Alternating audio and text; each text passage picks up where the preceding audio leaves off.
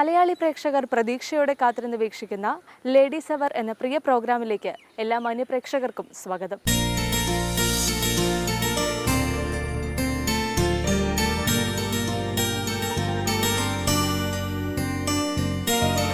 സ്ത്രീ ശാക്തീകരണത്തിന്റെ വിശേഷങ്ങളുമായി വിവിധ മേഖലകളിൽ തങ്ങളുടേതായ മേഖലകളിൽ പ്രാഗൽഭ്യം തെളിയിച്ച സ്ത്രീ വ്യക്തിത്വങ്ങളെ പരിചയപ്പെടുത്തുന്നു സ്മാർട്ട് ലേഡി.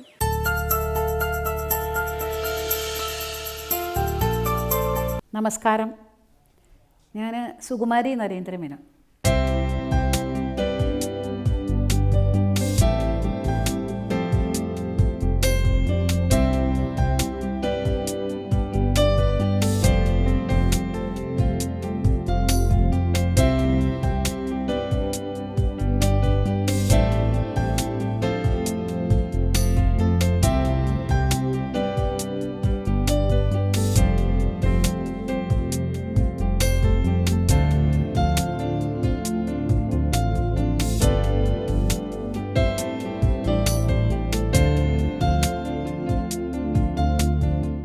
ഞാൻ ഒറ്റപ്പാലാണ്. എൻ്റെ സ്വന്തം വീട് പാലക്കാട് ജില്ലയിൽ മണ്ണൂരാണ്. ഞാൻ സംഗീത കച്ചേരികൾ ഇന്ത്യയിൽ പല സ്ഥലത്തും ചെയ്തിട്ടുണ്ട്.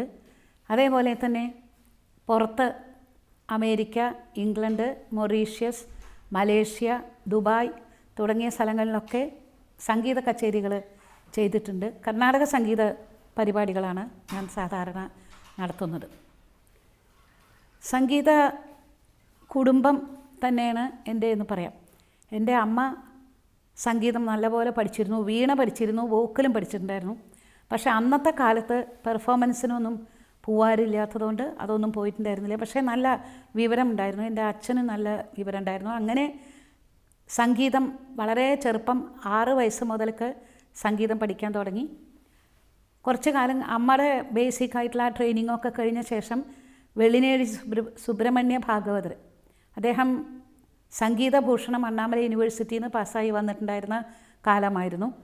ഞങ്ങളുടെ സ്കൂളിൽ സംഗീത അധ്യാപകനായിട്ട് ചേർന്നപ്പോൾ എൻ്റെ വീട്ടിലായിരുന്നു താമസിച്ചിട്ടുണ്ടായിരുന്നത്. അപ്പോൾ അങ്ങനെ ഞങ്ങളൊക്കെ സംഗീതം പഠിക്കാൻ തുടങ്ങി. അങ്ങനെ സംഗീത കുടുംബം തന്നെയാണ്. എൻ്റെ അമ്മയുടെ ഫാമിലിയും പഠിച്ചിട്ടുണ്ട്, ഞങ്ങളും പഠിച്ചിട്ടുണ്ട്. എൻ്റെ മകളും അവരൊക്കെ എല്ലാവരും സംഗീതം നിർബന്ധമായിട്ട് പഠിക്കണം എന്നുള്ള ഒരു കുടുംബമാണ്. അത് ഇപ്പോൾ എല്ലാവരും പെർഫോമൻസിന് വേണ്ടിയിട്ടൊന്നുമല്ല, പക്ഷേ അടിസ്ഥാനപരമായിട്ടുള്ള ആ ജ്ഞാനം ഉണ്ടാവണം എന്നുള്ളതിലാണ്. അങ്ങനെ ഞാൻ മദ്രാശി സംഗീത കോളേജിലാണ്, സെൻട്രൽ കോളേജ് ഓഫ് കർണാട്ടിക് മ്യൂസിക്കിൽ പോയി സംഗീതത്തിൽ കുറച്ച് ഉപരിപഠനമൊക്കെ നടത്തി തിരിച്ച് വന്ന് പാലക്കാട് സംഗീത കോളേജിൽ വർക്ക് ചെയ്തു. അത് കഴിഞ്ഞ് കലാമണ്ഡലത്തിൽ കുറച്ച് കാലം വർക്ക് ചെയ്തു, 10-12 കൊല്ലം ജോലി ചെയ്തു. അതിന് ശേഷം പിന്നെ സ്വതന്ത്രമായിട്ട് സംഗീത കച്ചേരികൾ നടത്താൻ തുടങ്ങി. എൻ്റെ വിവാഹം കഴിഞ്ഞു. എൻ്റെ ഹസ്ബൻഡ് PT നരേന്ദ്രമേനോൻ പ്രമുഖ കവിയുമാണ്, അഭിഭാഷകനുമാണ്. ഒറ്റപ്പാലത്താണ് ഞങ്ങൾ താമസിക്കുന്നത്. അപ്പോൾ അദ്ദേഹത്തിൻ്റെ ഈ പ്രോത്സാഹനവും ഒക്കെ ഉണ്ടായത് കാരണം എനിക്ക് ജീവിതത്തിൽ ഏത് കാലത്തും ഒരു ബുദ്ധിമുട്ടും, ഒരു സ്ത്രീ എന്ന നിലയ്ക്ക് ഒരു ബുദ്ധിമുട്ടും ഉണ്ടായിട്ടില്ല എന്നുള്ളത് പ്രത്യേകം പറയേണ്ടതാണ്. അതിനുശേഷം വിവാഹത്തിന് ശേഷവും ഞാൻ ധാരാളം സംഗീത പരിപാടികൾ നടത്തി, ഇന്നും നടത്തിക്കൊണ്ടിരിക്കുന്നുണ്ട്. കുട്ടികളെ സംഗീതം അഭ്യസിപ്പിക്കുന്നുണ്ട്. ഇതിനൊക്കെ പുറമെ കലാമണ്ഡലത്തിൽ ഇപ്പോൾ MA, MPhil, PhD തുടങ്ങിയിട്ടുള്ള വിഭാഗങ്ങളൊക്കെ തുടങ്ങി. മുമ്പേ അതൊന്നും ഉണ്ടായിരുന്നില്ല. മുമ്പേ ഞാൻ ജോലി ചെയ്തിരുന്ന കാലത്ത് ഒരു ഡിപ്ലോമ കോഴ്സ് പോലെ ഉണ്ടായിരുന്നുള്ളൂ. ഇപ്പോൾ അതിൽ എല്ലാം ഉപരി വിദ്യാഭ്യാസം ധാരാളം ചെയ്യാൻ പറ്റുന്ന ഒരു മേഖല ആയിട്ടുണ്ട്, ഒരു നല്ല സ്ഥാപനമായിട്ടുണ്ട്. അപ്പോൾ അവിടെ ഇടയ്ക്ക് വിസിറ്റിംഗ് ആയിട്ട് പോവാറുണ്ട്. അങ്ങനെ ഇന്നും സംഗീതത്തിൽ തന്നെയാണ്. ഇന്ന് കുറച്ച് പ്രായമൊക്കെ ആയി എങ്കിലും പക്ഷേ ഇപ്പോഴും ആകാശവാണിയിൽ, ദൂരദർശനിൽ, പിന്നെ പ്രൈവറ്റായിട്ടുള്ള ചാനലുകളിൽ എല്ലാം പരിപാടികൾ നടത്താറുണ്ട്. ബോംബെയിൽ national centre for the performing arts, അവിടെ അവർക്ക് ആർക്കൈവ്സിന് വേണ്ടിയിട്ട് ചെയ്തിട്ടുണ്ടായിരുന്നു. മദ്രാശി സംഗീത സഭകളിലും ഒക്കെ ചില പരിപാടികളൊക്കെ, സംഗീത കച്ചേരികൾ ഈ ഡിസംബർ സീസണിലൊക്കെ ചെയ്യാറുണ്ട്. അപ്പോൾ അങ്ങനെ ഞാൻ ഈ മേഖലയിൽ, സംഗീതം എന്ന ആ മേഖലയിൽ ഒരു സ്ത്രീ എന്ന നിലയ്ക്ക് എനിക്ക് ഇത്ര കാലമായിട്ടും വലിയ ബുദ്ധിമുട്ടുകളൊന്നും ഉണ്ടാവാതെ തന്നെ, ഒരു ബുദ്ധിമുട്ടും ഉണ്ടാവാതെ തന്നെ എനിക്ക് ഇതിൽ വ്യാപരിക്കാൻ കഴിഞ്ഞു എന്നുള്ളത് വളരെ സന്തോഷകരമായ ഒരു കാര്യമാണ്. കുട്ടിക്കാലം വളരെ ചെറിയ കാലം മുതൽക്ക് തന്നെ എൻ്റെ അമ്മ വീണ വായിക്കുന്നത് ഞാൻ കേട്ടിട്ടുണ്ട്. അമ്മ പാടുകയും ചെയ്യും, വീണയും വായിക്കും. അപ്പോൾ അങ്ങനെ വളരെ ചെറുപ്പം മുതൽക്ക് തന്നെ വീണ വായിക്കുമ്പോൾ മുമ്പിൽ പോയിട്ടിരിക്കും. അപ്പോൾ കുറച്ച് കഴിഞ്ഞപ്പോൾ അച്ഛൻ പറഞ്ഞു, അച്ഛനും സംഗീതത്തിൽ നല്ല വാസനയായിരുന്നു. അപ്പോൾ അച്ഛൻ പറഞ്ഞു, ഇനി കുട്ടികളെ കുറേശ്ശെ പഠിപ്പിക്കാം പറഞ്ഞിട്ട് ഞാനും എൻ്റെ ജ്യേഷ്ഠൻ രാജകുമാരനുണ്ണി 2 പേരും ചേർന്ന് എൻ്റെ അമ്മ ഇരുത്തി പഠിപ്പിക്കാൻ തുടങ്ങി. പഠിപ്പിച്ചിട്ട് ഈ സ്വരവരിശകൾ, അലങ്കാരങ്ങൾ, ഗീതങ്ങൾ, വർണ്ണം അതുവരെയൊക്കെ എത്തി. അത് എത്തിയ ശേഷമാണ് സുബ്രഹ്മണ്യ ഭാഗവതർ തുടർച്ചയായിട്ട് പിന്നെ അവിടുന്ന് അപ്പുറത്തുള്ള ഭാഗങ്ങളൊക്കെ പഠിപ്പിക്കാൻ തുടങ്ങി. അതിനുശേഷം കീർത്തനങ്ങൾ പാടാൻ തുടങ്ങി. അദ്ദേഹത്തിൻ്റെ കൂടെ രാഗം പഠിപ്പിക്കില്ല, പക്ഷേ രാഗം അദ്ദേഹം പാടുമ്പോൾ അത് കേട്ടിട്ട് അത് പാടുക. അങ്ങനെ പക്ഷേ എൻ്റെ നാട്ടിലും അതെ, ചെറിയ ചെറിയ സംഘടനകളായിരുന്നു. ഇന്നത്തെ മാതിരി വലിയ വലിയ സംഘടനകളൊന്നുമല്ല, ഒരു ഗ്രാമമായിരുന്നു. എങ്കിലും അവിടെ ചെറിയ ചെറിയ സംഘടനകളും ക്ഷേത്രങ്ങളും ഒക്കെ ഞങ്ങളെ വളരെ ചെറിയ കുട്ടികളാകുമ്പോൾ മുതൽക്ക് തന്നെ ചെറിയ പരിപാടികൾക്ക്, സംഗീത പരിപാടികൾക്ക് വിളിച്ച് അപ്പോൾ അച്ഛൻ അതിനൊക്കെ കൊണ്ടുപോകും. അങ്ങനെയാണ് ചെറുപ്പം മുതൽക്ക് തന്നെ അതിലൊരു ഇൻട്രസ്റ്റ് വന്നു. സ്റ്റേജ് പെർഫോമൻസിലും പേടിയൊന്നും ഇല്ലാതെ ഇരിക്കാൻ ഉള്ള ഒരു അവസരം അന്ന് ഉണ്ടായി. വീട്ടുകാരുടെ അച്ഛനെയും അമ്മയുടെയും നല്ല സപ്പോർട്ടായിരുന്നു. പിന്നെ എൻ്റെ അമ്മാവന്മാർക്ക് എല്ലാം സംഗീതം എന്ന് പറഞ്ഞാൽ വലിയ കാര്യമായിരുന്നു. അപ്പോൾ സംഗീതത്തിൻ്റെ ഒരു കുടുംബം തന്നെ ആയതുകൊണ്ട് എൻ്റെ വീട്ടിൽ ഏത് കാലത്തും ഒരു ഭാഗവതർ താമസിക്കും. അതിനുള്ള ബിൽഡിങ്സൊക്കെ ഉണ്ട് ഞങ്ങൾക്ക്. അപ്പോൾ അവിടെ എൻ്റെ അമ്മ ചെറുപ്പം ആയിരുന്ന കാലത്തും ഒരു ഭാഗവതർ, ഒരു കുറുപ്പ് ഭാഗവതർ ഉണ്ടായിരുന്നു, അദ്ദേഹം പഠിപ്പിച്ചിരുന്നു. ഞങ്ങളൊക്കെ ചെറിയ കുട്ടികളാവണ കാലം മുതൽക്ക് തന്നെ ഈ സുബ്രഹ്മണ്യ ഭാഗവതർ ഇവിടെ താമസിച്ച് പഠിപ്പിച്ചു. അതുമാത്രമല്ല, പാലക്കാട് ജില്ലയിലത്തെ അനവധി വലിയ ഫേമസ് ആയിട്ടുള്ള ഭാഗവതന്മാർ, ഇപ്പോൾ പാലക്കാട് സുബ്ബയ്യർ, അതേപോലെ പാലക്കാട് CR മണിയർ വലിയ പ്രമുഖ വയലിനിസ്റ്റായിരുന്നു അദ്ദേഹം, ദേശമംഗലം വെങ്കടേശ്വര ഭാഗവതർ, ഇങ്ങനെയുള്ള ധാരാളം ഭാഗവതന്മാർ, പുതുക്കോട് കൃഷ്ണമൂർത്തി, ഇവരൊക്കെ എൻ്റെ വീട്ടിൽ വരും. എൻ്റെ വീട്ടിൽ എൻ്റെ അച്ഛൻ അവരെയൊക്കെ വന്നാൽ നല്ലപോലെ സൽക്കരിക്കും. അവരുടെയൊക്കെ പരിപാടികൾ, പാട്ടുകളൊക്കെ ഉണ്ടാവും. കാരണം കുട്ടികളായ ഞങ്ങൾക്ക് ഇതൊക്കെ കേട്ടിട്ട് വളരണ്ടേ, അതിനു വേണ്ടിയിട്ട് അച്ഛൻ ധാരാളമായിട്ട് പ്രോത്സാഹിപ്പിച്ചിരുന്നു, അമ്മയും പ്രോത്സാഹിപ്പിച്ചിരുന്നു. അപ്പോൾ ഇങ്ങനെയുള്ള ആ പ്രോത്സാഹനം കാരണമാണ് അന്ന് എനിക്ക് ബാല്യകാലം മുഴുവൻ സംഗീതത്തിൽ, അന്ന് സംഗീതം എന്താണോ അത് ഇതെങ്ങനെ ഒരു പ്രൊഫഷൻ അതൊന്നും അറിഞ്ഞിരുന്നില്ല. വെറുതെ പഠിക്കുക, കുറേ കേൾക്കുക, അത്ര മാത്രമേ ഉണ്ടായിരുന്നുള്ളൂ. പിന്നെ SSLC കഴിഞ്ഞ ശേഷം അച്ഛൻ എന്താ പഠിക്കേണ്ടത് ചോദിച്ചു. അപ്പോൾ ഞാൻ സംഗീതം പഠിക്കാമെന്ന് പറഞ്ഞു. അങ്ങനെ മദ്രാസിയിൽ, അന്ന് പാലക്കാട് സംഗീത കോളേജൊന്നുമില്ല, കേരളത്തിൽ ഒന്നും ഉണ്ടായിരുന്നില്ല. അപ്പോൾ നേരെ മദ്രാശി കൊണ്ടുപോയിട്ട് അവിടെ central college of Carnatic മ്യൂസിക്കിൽ Muziris Subrahmanyar, അദ്ദേഹം വളരെ പ്രസിദ്ധനായിട്ടുള്ള സംഗീതജ്ഞനായിരുന്നു. മുസരി സുബ്രഹ്മണ്യരായിരുന്നു അവിടെ പ്രിൻസിപ്പൾ. അതിനു പുറമെ പ്രൊഫസർ സ്വാമിനാഥ പിള്ള, പ്രൊഫസർ ചിറ്റൂർ സുബ്രഹ്മണ്യ പിള്ള, ഇവരൊക്കെ അന്ന് അതിൻ്റെ പ്രൊഫസേഴ്സ്, ബൃന്ദാമ്മ, ടി മുക്തായിലത്തെ ബൃന്ദാമ്മ, കല്യാണകൃഷ്ണ ഭാഗവതർ, ഇങ്ങനെ വളരെ പ്രസിദ്ധരായിട്ടുള്ള സംഗീതജ്ഞന്മാരുടെ കീഴിൽ ആ കലാലയ വിദ്യാഭ്യാസം നടത്താൻ പറ്റി. അതുമാത്രമല്ല, എല്ലാ മാസവും സ്റ്റുഡൻസിൻ്റെ ഏർപ്പാടിൽ, സ്റ്റുഡൻസ് അസോസിയേഷൻ്റെ ഏർപ്പാടിൽ ഒരു സംഗീത കച്ചേരി വയ്ക്കും. അത് MS Subbalakshmi, ML Vasanthakumari, GN Balasubrahmanyam, ഇങ്ങനെ അരിയക്കുടി രാമാനുജയങ്കാർ, ചെമ്മൻകുടി, എല്ലാവരും ഞങ്ങളുടെ പ്രിൻസിപ്പളിൻ്റെ ആ സൗഹൃദത്തിൽ എല്ലാവരും ഞങ്ങൾക്ക് വേണ്ടി വന്നിട്ട് ഫ്രീ ആയിട്ട് ഒരു കച്ചേരി ചെയ്ത് തന്നു പോകും. അപ്പോൾ സ്റ്റുഡൻസാണ് അതൊക്കെ ഓർഗനൈസ് ചെയ്യുക, ഇവരെയൊക്കെ ക്ഷണിക്കുക ഒക്കെ ചെയ്യുക. അപ്പോൾ ഞങ്ങൾക്ക് അതിനുള്ള ഒരു ട്രെയിനിങ് കൂടി ഞങ്ങളുടെ പ്രിൻസിപ്പൾ തന്നിരുന്നു. എല്ലാ കുട്ടികളും അത് സശ്രദ്ധം കച്ചേരികൾ കേൾക്കണം. അപ്പോൾ അദ്ദേഹം എപ്പോഴും പറയും, അനവധി കച്ചേരികൾ നമ്മൾ കേൾക്കണം, കേൾവി ജ്ഞാനമാണ് ഏറ്റവും വലുത്. ഈ കേൾവി എത്രത്തോളം ഉണ്ട് അത്രത്തോളമാണ് നമ്മുടെ ജ്ഞാനവും ഉണ്ടാവുക. സംഗീത പഠനം മാത്രം പോരാ, അവിടെ തിയറിയും പഠിപ്പിച്ചിരുന്നു, പ്രാക്ടിക്കലും പഠിപ്പിച്ചിരുന്നു, നന്നായി പഠിപ്പിക്കും. അതിനൊക്കെ എക്സാംസ് ഉണ്ട്. അപ്പോൾ ഇതിനൊക്കെ പുറമെ നമ്മുടെ ചെവിയിൽ നമ്മൾ കേൾക്കണതാണ് ഏറ്റവും പ്രധാനം. സംഗീതം എന്നാൽ എന്താണ്? പലരുടെയും ബാണികൾ പറഞ്ഞാൽ ഓരോ സ്റ്റൈലുണ്ടാവും. ആ സ്റ്റൈല് നമ്മൾ കേൾക്കണം. ഏത് പാട്ടായാലും നമ്മൾ അവരുടെ വലിയ പാട്ടുകാരുടെ, മധുരമണിയരുടെ ഒരു സ്റ്റൈല്, പിന്നെ ചെമ്പൈ വൈദ്യനാഥ ഭാഗവതരുടെ വേറൊരു സ്റ്റൈല്, അരിയക്കുടിയുടെ വേറൊരു സ്റ്റൈൽ, അങ്ങനെ പലരുടെയും പല പല ബാണികളുണ്ടാവും. ആ ബാണികളൊക്കെ നമ്മൾ കേട്ട് അതിന്ന് നമ്മൾ ഉൾക്കൊണ്ടിട്ട് നമുക്ക് സ്വന്തം ഒരു ബാണി, ആരും അനുകരിക്കരുത്. പക്ഷേ നമുക്ക് സ്വന്തമായിട്ടുള്ള ഒരു ബാണി ഉണ്ടാക്കണം എന്നുള്ളത് പ്രിൻസിപ്പൾ എപ്പോഴും ഞങ്ങളോട് പറയണ ഒരു കാര്യമാണ്. അത് വളരെ നല്ലൊരു ഉപദേശമായിരുന്നു എന്ന് പിന്നീട് എനിക്ക് തോന്നിയത്. ഇപ്പോൾ ഞാൻ എൻ്റെ സ്റ്റുഡൻസിനോടും ഒക്കെ അത് പറയാറുണ്ട്. ആരെയും അനുകരിക്കല്ല, പക്ഷേ GNB പാടുന്ന പോലെ പാടുക, അരിയക്കൊടി പാടുന്ന പോലെ പാടുക, അതല്ല ചെയ്യേണ്ടത്. അതിൻ്റെയൊക്കെ നല്ല വശങ്ങൾ നമ്മളെടുത്തിട്ട് നമുക്ക് സ്വന്തമായിട്ടുള്ള ഒരു സ്റ്റൈല് ഉണ്ടാവണം എന്നാണ്. ഇതിൽ അവിടെ പഠിക്കുന്ന കാലത്തും അതെ, ചെമ്പൈ വൈദ്യനാഥ ഭാഗവതർ എന്നെ വലിയ കാര്യമായിരുന്നു. എന്നെ മാത്രമല്ല, എൻ്റെ കുടുംബത്തിനെ അങ്ങനെ തന്നെ വലിയ കാര്യമുള്ള ഒരു വലിയ ഭാഗവതരായിരുന്നു.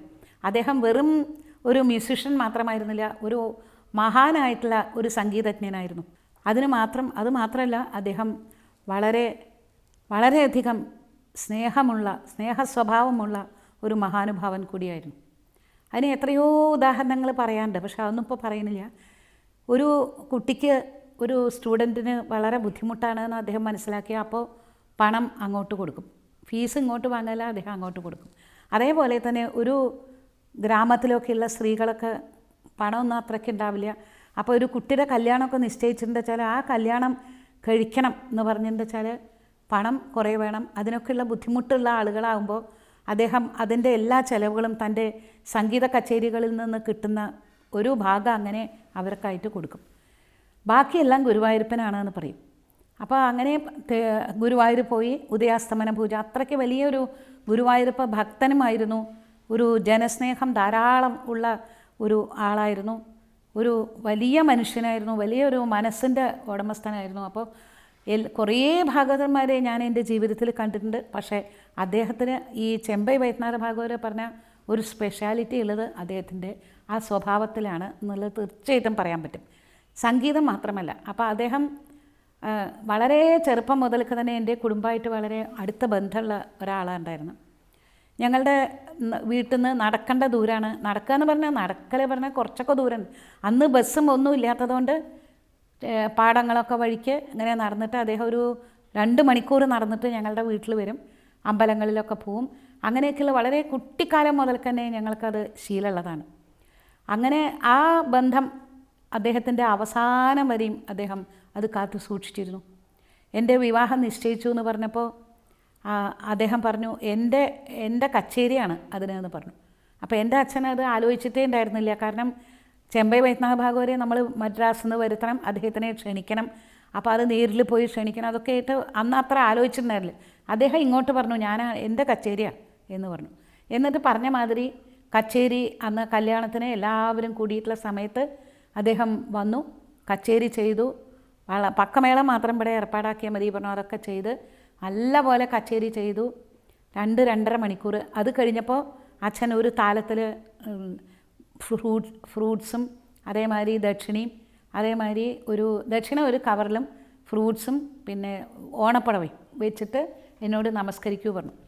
അപ്പം ഞാനത് കൊണ്ടുപോയിട്ട് നമസ്കരിച്ചപ്പോൾ അദ്ദേഹം പറഞ്ഞു, ഈ ഫ്രൂട്ട്സ് മാത്രം ഞാൻ എടുക്കും, ബാക്കിയൊന്നും ഞാൻ എടുക്കില്ല പറഞ്ഞു. അപ്പോൾ എൻ്റെ അച്ഛൻ പറഞ്ഞു, അത് പറ്റില്ല, ഭാഗവതർ ഒരു കച്ചേരി ചെയ്തതല്ലേ, അത് പറ്റില്ല പറഞ്ഞു. എൻ്റെ അച്ഛൻ രാമവർമ്മൻ തമ്പാൻ എന്ന് പറയും, അമ്മയുടെ പേര് ചിന്നമണി നെയ്ത്തിയാരെന്ന് പറയും.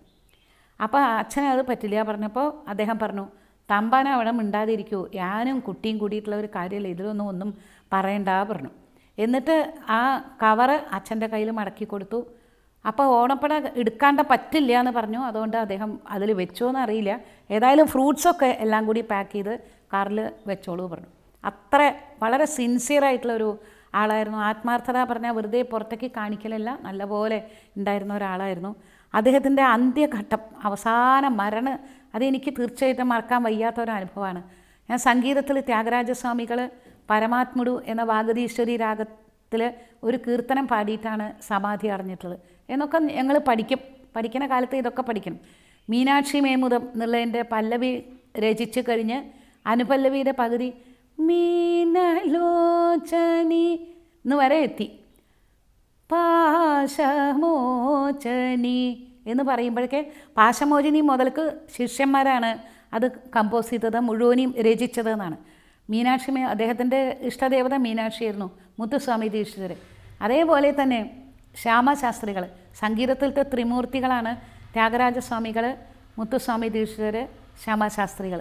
ശ്യാമശാസ്ത്രികൾ പാലിഞ്ചു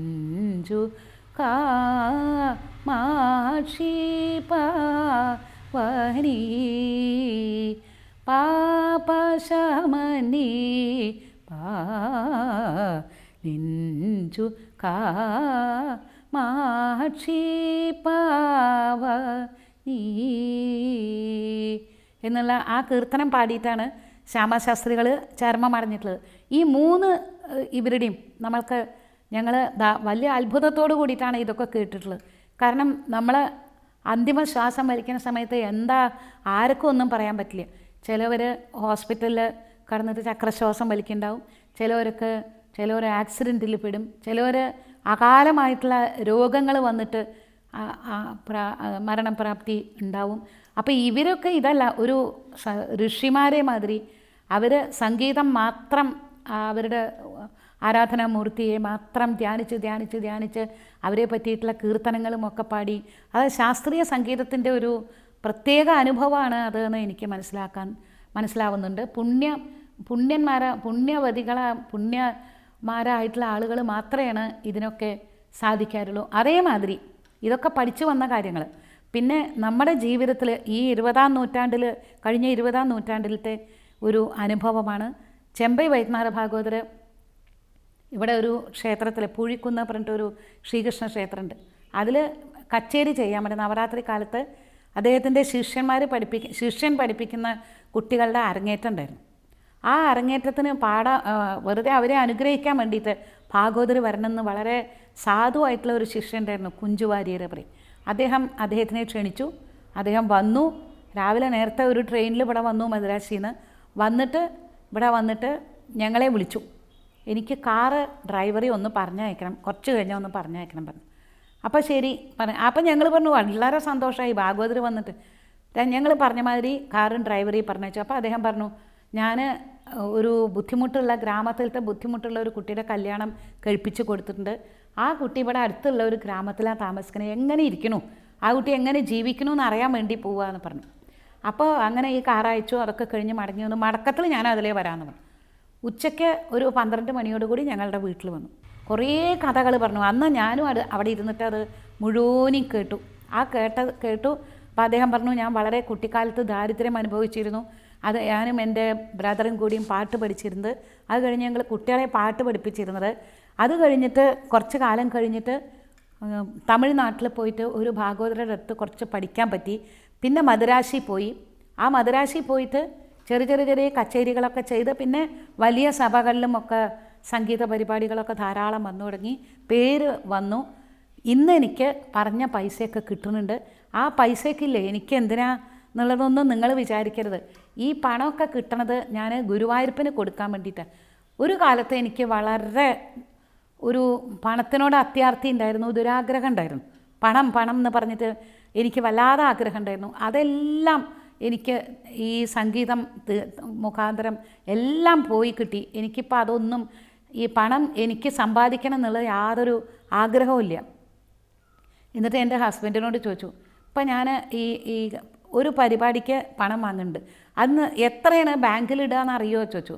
അപ്പോൾ അറിയില്ല പറഞ്ഞു. അപ്പോൾ അത് ഞാൻ ഒരു പൈസ പോലും ബാങ്കിലിടില്ല, 500 ഉറുപ്പിക മഠത്തിലേക്ക് കൊടുക്കും, ബാക്കി മുഴുവൻ ഗുരുവായൂരപ്പന് കൊണ്ടേങ്ങോട്ട് കൊടുക്കും. ഗുരുവായൂരപ്പന് എല്ലാ കൊല്ലവും കുറേ കാലമായിട്ട് ഞാൻ ഉദയാസ്തമന പൂജ ചെയ്യുന്നുണ്ട്, അതിന് വേണ്ടിയിട്ട് കൊടുക്കും. അങ്ങനെ അത് എങ്ങനെയോ നടന്നു പോകുന്നുണ്ട്. അപ്പോൾ എനിക്ക് പിന്നെ കുറച്ച് പണമൊക്കെ ഞാൻ ഈ സാധു കുട്ടികൾക്ക് കല്യാണങ്ങൾക്ക് വേണ്ടിയിട്ടോ ബുദ്ധിമുട്ടുകാർക്ക് വേണ്ടിയിട്ടോ ഒക്കെ ഞാൻ ചെയ്യാറുണ്ട്. കാരണം ദാരിദ്ര്യം എന്നുള്ളത് എനിക്ക് കാണാൻ വളരെ ബുദ്ധിമുട്ടാണ്. അതുകൊണ്ട് ഇതൊക്കെ ചെയ്യുന്നുണ്ട് എന്നൊക്കെ പറഞ്ഞ് ഒരുപാട് നേരം ഈ സംഗീതത്തിനെ പറ്റിയിട്ടും അദ്ദേഹം വന്ന വഴികളെ, മറ്റുള്ള സംഗീതജ്ഞന്മാരെ പറ്റിയിട്ട്, അദ്ദേഹത്തിന് പക്കമേളം വായിച്ചിരുന്ന ഓരോരോ വലിയ പ്രസിദ്ധരായിട്ടുള്ള വയലിനിസ്റ്റുകൾ, മൃദംഗിസ്റ്റുകൾ, ഇവരെയൊക്കെ പറ്റിയിട്ടൊക്കെ പറഞ്ഞു. പിന്നെ വലിയൊരു കാര്യം എന്താ വെച്ചാൽ, അദ്ദേഹം ഒരു സിനിമയിൽ പാടി, വാണി എന്നുള്ള ഒരു കന്നഡ സിനിമയിൽ പാടുണ്ടായി. നമ്മളാരും കരുതില്ല ചെമ്പൈ വൈദ്യനാഥ ഭാഗവതർ ഒരു സിനിമയിൽ പാടുക എന്ന് പറഞ്ഞാൽ നമ്മൾ പ്രതീക്ഷിക്കില്ല. അത് പ്രൊഡ്യൂസ് ചെയ്തത് അദ്ദേഹത്തിൻ്റെ കൂടെ എന്നും വയലിൻ വായിക്കുന്നുണ്ടായിരുന്ന അവിടുത്തെ മൈസൂർ ടി ചൗഡയ്യ എന്ന പ്രസിദ്ധനായിട്ടുള്ള ഒരു ഭാഗവതരായിരുന്നു, വയലിനിസ്റ്റായിരുന്നു. അദ്ദേഹമാണ് ഈ ഫിലിം അദ്ദേഹത്തിന് ഈ സിനിമയിൽ എന്തോ ഒരു കമ്പം വന്നിട്ട് അത് പ്രൊഡ്യൂസ് ചെയ്തതാണ്. അപ്പോൾ ആ പ്രൊഡ്യൂസ് ചെയ്തപ്പോൾ അതിൽ നല്ലൊരു പാട്ട് വേണം. അന്നൊക്കെ ക്ലാസിക്കൽ മ്യൂസിക്കാണ്. അപ്പോൾ ആ പാട്ട് വേണം പറഞ്ഞപ്പോൾ അദ്ദേഹം പറഞ്ഞു ഭാഗവതരെ കൊണ്ട് പാടിക്കും. അപ്പോൾ ഭാഗവതരെ സമീപിച്ചു. എന്നും ഒപ്പം വയലിൻ വായിക്കുന്ന ആളാണ്, അങ്ങോട്ടും ഇങ്ങോട്ടും യാതൊരു കണക്ക് പറയാത്ത ആളുകളാണ്. എന്നിട്ട് അദ്ദേഹം ചോദിച്ചു, ഭാഗവതർക്ക് ഈ സിനിമയിൽ പാടിയാൽ എന്താ തരേണ്ടത് ചോദിച്ചു. ഭാഗവതർ പറഞ്ഞു, സിനിമയല്ലേ, അല്ല കച്ചേരി വെച്ചാൽ ഞാൻ തന്നോട് ഒന്നും പറയില്ല, സിനിമയല്ലേ, 101 പവൻ തരണം പറഞ്ഞു. അന്നത്തെ കാലത്ത് 101 പവൻ പറഞ്ഞാൽ വലിയ കാര്യമായിട്ടുള്ള ഒരു ഇതാണ്, നീതിയാണ്. അപ്പോൾ ചൗടയ്യ ചോദിച്ചു, ഞാൻ തരാം, ഞാൻ എന്തായാലും തരാം. അപ്പോൾ അങ്ങക്ക് എന്തിനാ ഇത് ചോദിച്ചു. 101 പവൻ എന്തിനാണ് ചോദിച്ചു. അപ്പോൾ പറഞ്ഞു, എനിക്ക് എൻ്റെ നാട്ടിലുള്ള പാർത്ഥസാരഥി, കോട്ടായ ചെമ്പൈ ഗ്രാമത്തിലത്തെ പാർത്ഥസാരഥിയുടെ ഒരു ക്ഷേത്രമുണ്ട്. വളരെ നിത്യപൂജയ്ക്കും കൂടി കുറച്ച് ബുദ്ധിമുട്ടൊക്കെ ഉള്ള ഒരു ക്ഷേത്രമാണ്. ആ പാർത്ഥസാരഥിക്ക് സ്വർണം കൊണ്ട് ഒരു ഗോളക ഇറക്കണം. അതിന് വേണ്ടിയിട്ടാണ്, സ്വർണത്തിൻ്റെ ഒരു ഗോളക ഇറക്കണമെങ്കിൽ 101 പവൻ കഷ്ടി വേണം. അപ്പോൾ അതിന് വേണ്ടിയിട്ടാണ് ഞാൻ പറയണത്, എനിക്ക് അതിലത്തെ 1/2 പവനും കൂടി വേണ്ട, ഇതിന് വേണ്ടിയിട്ടാണ് ഞാൻ പറയണത് പറഞ്ഞു. അപ്പോൾ ചൗടയ്യക്ക് വലിയ സന്തോഷമായി. അദ്ദേഹം നിഖില പാപ നിവാരണൈ പറഞ്ഞിട്ടുള്ളൊരു പാട്ടുണ്ട്. ആ കീർത്തനം ആണ് പാടാണ്ടായിരുന്നത്. അത് അദ്ദേഹം ആ വാണി എന്നുള്ള ആ സിനിമയിൽ അസലായിട്ട് പാടിയിട്ടുണ്ട്. ആ പാട്ട് നല്ല പക്കമേളം ഇതൊക്കെ ആയിട്ട് വളരെ കൊഴുത്ത് നല്ല പാട്ടായിട്ട് വന്നിട്ടുണ്ട്. ആ പാട്ടിന് 101 പവൻ കൊടുക്കുകയും ചെയ്തു. ആ ഗോളക അദ്ദേഹം നിർമ്മിപ്പിച്ചു. അത് പാർത്ഥസാരഥി ക്ഷേത്രത്തിൽ ഇന്നും ഉണ്ട്.